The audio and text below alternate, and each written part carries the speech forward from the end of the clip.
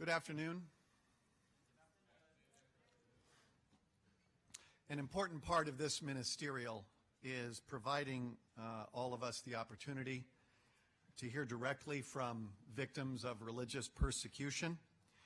And we are here this week to press for greater religious freedom around the world so that we have fewer victims. In this work, we will not settle for religious believers merely to be tolerated. The free exercise of religion means more than being suffered by one's government. By religious freedom, we do not mean the restriction of religion to houses of worship. There is a greater role for faith in the public square, and it is vital to the peace of a nation. As we have seen throughout history, those countries that respect religious freedom flourish, while those that do not decline and frequently fail. One regime that has not respected religious freedom is Iran.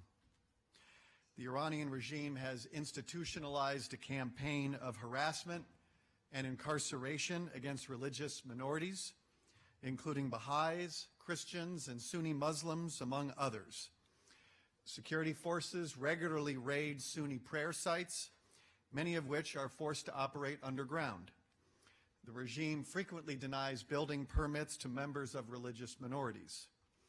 The regime has gone so far as to prohibit Baha'is from government employment and even raid their homes and confiscate their private property without cause or due process. In Iran, those who dare to exercise their fundamental right to religious freedom suffer terribly. The two women we will hear from shortly were jailed in the infamous Evin prison for practicing their Christian faith. For almost 40 years, the Ayatollahs have used this prison to jail, torture, and murder. Thousands have been taken to Evin prison to suffer. And as we meet today, some are jailed there for their religious beliefs. Some are my fellow countrymen, and some are your fellow countrymen. Mariam and Marcia were arrested in 2009, and they were jailed for nearly a year in Evin prison. And I'm very proud to welcome them here today. It is also my honor to welcome Monir Khanjani, the niece of Jamaluddin Khanjani, one of several Baha'i leaders in Iran, who has also been repeatedly imprisoned by the regime for practicing his faith.